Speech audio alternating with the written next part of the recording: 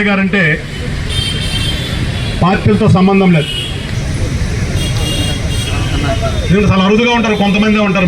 మనం ఎట్లా గాంధీ గారిని పార్టీ రహితంగా చూస్తామో, అంబేద్కర్ గారిని ఏ రకంగా పార్టీ రహితంగా చూస్తామో, అలానే ఆ కోవకు చెందినటువంటి వ్యక్తి వాజ్పేయి గారు.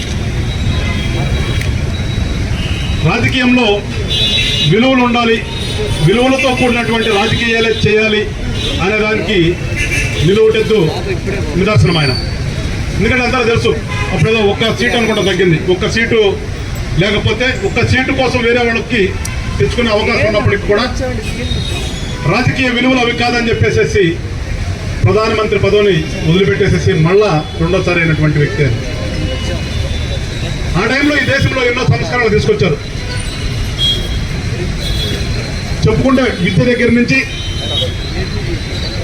కంపల్సరీ ఎడ్యుకేషన్ సిస్టమ్ దగ్గర నుంచి మొదలు పెడితే రహదారులు కానీ, అలానే వాళ్ళ సెల్ ఫోన్, ప్రతి ఒక్కళ్ళ జేబులో ఉండే సెల్ ఫోను అంతకుముందు నిమిషానికి అవుట్ గోయింగ్ ఇన్కమ్ 2 ఉన్నట్టున్నాయి.